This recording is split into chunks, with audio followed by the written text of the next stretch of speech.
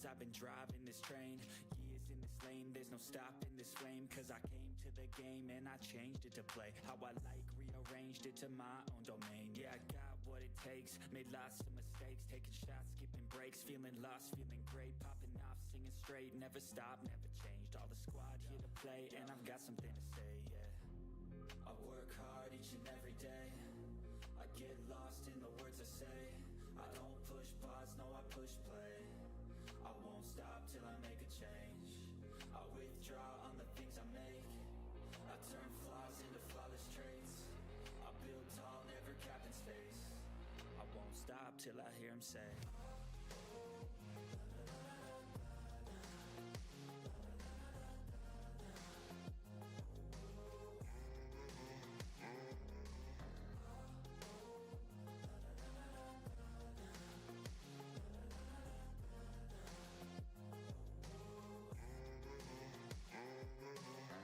6 a.m. and I'm up again. I got tired eyes, need a cup of blend. That's right, in the AM, that's my only friend. No light, just the sun coming up on the horizon. I lose track of time, yeah, I move fast and climb. A new class divine, yeah, true passion shines. And I'm through passing time, I choose stacking dimes. You snooze half the time while I move passing by.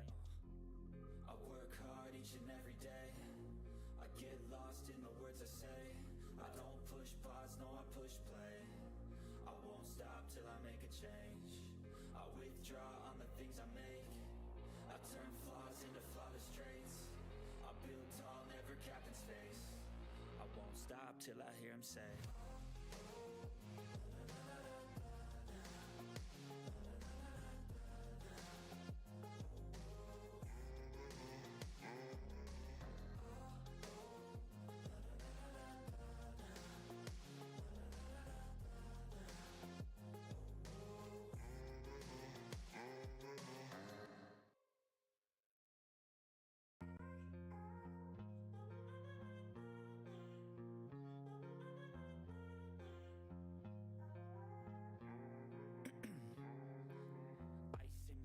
veins, I've been driving this train. Years in this lane, there's no stopping this flame. Cause I came to the game and I changed it to play how I like, rearranged it to my own domain. Yeah, I got what it takes, made lots of mistakes, taking shots, skipping breaks, feeling lost, feeling great, popping off, singing straight, never stopped, never changed. All the squad here to play and I've got something to say, yeah. I work hard each and every day, I get lost in the words I say. I don't push pause, no I push play.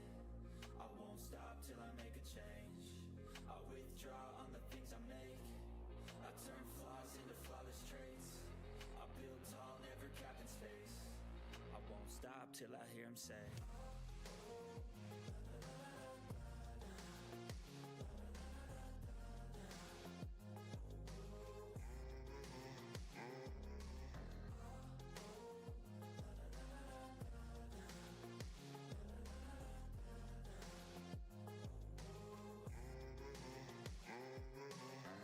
6 a.m. and I'm up again. I got tired eyes, need a cup of blend. That's right, in the AM, that's my only friend. No light, just the sun coming up on the horizon. I lose track of time, yeah, I move fast and climb. A new class divine, yeah, true passion shines. And I'm through passing time, I choose stacking dimes. You snooze half the time while I move passing by.